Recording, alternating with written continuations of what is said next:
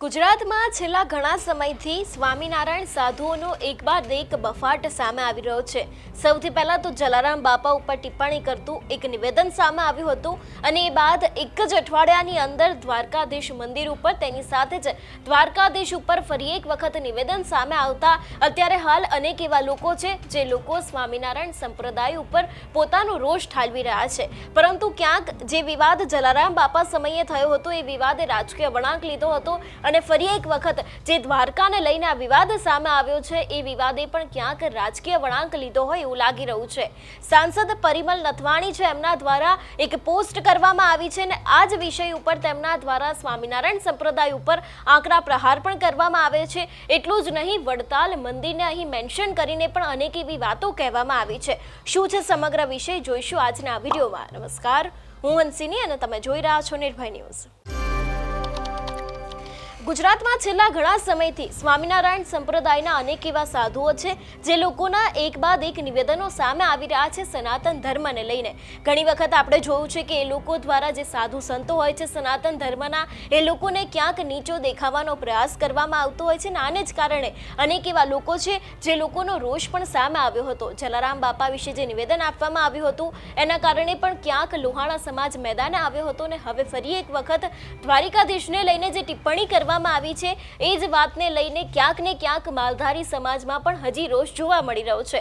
આ વિવાદ અહીંયા નતો સમ્યો ત્યાં ફરી એક વખત સુરતના ગુરુકુલના એક જે સ્વામી છે એમનું ફરી એક વખત દ્વારિકાધીશને લઈને નિવેદન સામે આવ્યું હતું। જો કે એવું પણ કહેવામાં આવ્યું કે આ વિડીયો જૂનો છે, પરંતુ અત્યારે હાલ સોશિયલ મીડિયામાં વિડીયો ખૂબ જ વાયરલ થઈ રહ્યો છે અને આ જ વિડીયોને લઈને સાંસદ પરિમલ નથવાણી દ્વારા પોતાના સોશિયલ મીડિયામાં એક પોસ્ટ કરવામાં આવી છે અને આ પોસ્ટમાં વડતાલ સ્વામિનારાયણને પણ ટાંકીને કહેવામાં આવ્યું છે અને સુરતમાં આ જે ઘટના બની હતી ને જે સમયે દ્વારિકાધીશ ઉપર ટિપ્પણી કરવામાં આવી હતી એ જ નિવેદનને લઈને તેમના દ્વારા સમગ્ર સોશિયલ મીડિયાની પોસ્ટ કરવામાં આવી છે। સૌથી પહેલા તો સોશિયલ મીડિયાની પોસ્ટ ઉપર નજર કરીશું અને એ બાદ તેમાં શું કહેવા માંગે છે તેના વિશેની પણ વાત કરીશું। ખાસ કરીને જો વાત કરવામાં આવે 22 માર્ચે પણ તેમના દ્વારા સ્વામિનારાયણ સાધુઓને લઈને એક પોસ્ટ કરવામાં આવી હતી ને અહીંયા દ્વારિકાધીશનો ફોટો પણ મૂકવામાં આવ્યો હતો,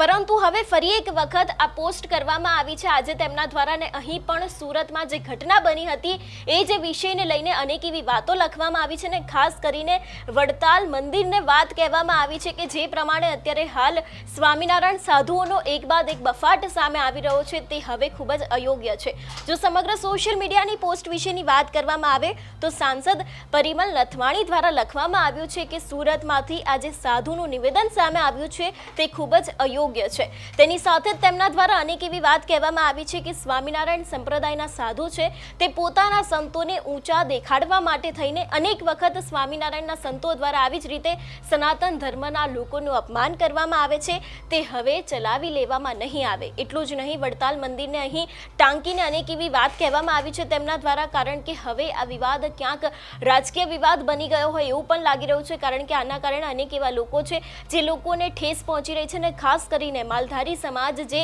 દ્વારકા મંદિરે જતો હોય છે અવારનવાર જન્માષ્ટમી હોય અથવા તો પછી કોઈ પણ પ્રસંગ હોય તે સમયે ક્યાંક એ લોકો વચ્ચે પણ હવે વિવાદ સામે આવ્યો હોય એવું પણ લાગી રહ્યો છે। ત્યાંના જેટલા પણ બ્રાહ્મણો છે એ લોકો માલધારી સમાજના લોકો છે તે લોકો પણ એક બાદ એક હવે મેદાને આવી રહ્યા છે કે શા માટે સ્વામિનારાયણ સંપ્રદાયના સાધુ દ્વારા આવી ટિપ્પણી કરવામાં આવી હતી। જે તે સમયે તેમનો વિડીયો સામે આવ્યો હતો એ જ સમયથી અનેક એવા લોકો છે જે લોકો એક બાદ એક મેદાને આવ્યા હતા, કારણ કે સૌથી પહેલા તો એવું નિવેદન આવ્યું હતું એક અઠવાડિયા પહેલા કે દ્વારકામાં ભગવાન નથી, જો તમારે ભગવાનના દર્શન કરવા હોય તો તમારે વડતાલ જવું પડે, વડતાલમાં ખરા ભગવાન છે। એટલે ત્યારથી માલધારી સમાજ રોષે ભરાયો હતો અને અનેક એવી વાતો કહેવામાં આવી હતી। ગોપાલાનંદ સ્વામી છે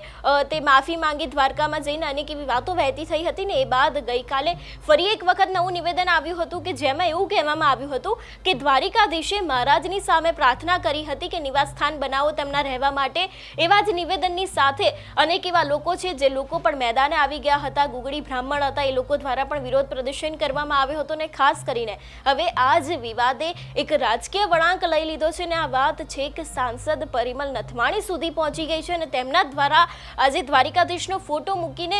પોસ્ટ કરવામાં આવી છે અને વડતાલ મંદિરને પણ ટાંકીને લખવામાં આવ્યું છે કે જે રીતે પોતાના સંતોને ઊંચા બતાવવા માટે અવારનવાર જે અપમાન કરવામાં આવે છે તે હવે ચલાવી લેવામાં નહીં આવે, કારણ કે અનેક એવા લોકો હોય છે જે લોકોની આસ્થા જોડાયેલી હોય છે મંદિરોની સાથે, સનાતન ધર્મની સાથે, તેમ છતાં પણ સ્વામિનારાયણ સંપ્રદાયના સાધુઓ છે તે અવારનવાર આવી જ ટિપ્પણીઓ કરતા હોય છે અને આ જ ટિપ્પણીને કારણે લોકોમાં રોષ ફેલાઈ રહ્યો છે। આગામી દિવસમાં એ પણ જોવાનું રહેશે કે શું માલધારી સમાજ દ્વારા કોઈ મોટું શક્તિ પ્રદર્શન કરવામાં આવશે કે કેમ, કારણ કે જે તે સમયે જલારામ બાપાને લઈને નિવેદન સામે આવ્યું હતું એ સમયે લોહાણા સમાજ ખૂબ જ રોષે ભરાયો હતો અને તેમાં જે સ્વામી દ્વારા નિવેદન આપવામાં આવ્યું હતું એ જ સ્વામીએ અંતે જલારામ બાપાના મંદિરે જઈને માફી માંગવી પડી હતી। એટલા માટે હવે ક્યાંક માલધારી સમાજની પણ એવી જ માંગણી છે, એટલે જે તે સાધુના વિડીયો વાયરલ થયા છે, જે તે સાધુએ પુસ્તક લખ્યું છે, એ પુસ્તકમાં જે વાત કરવામાં આવી છે એ સાધુ પણ હવે દ્વારકા જઈને માફી માંગશે કે કેમ તે પણ એક મોટો સવાલ છે ને માલધારી સમાજ દ્વારા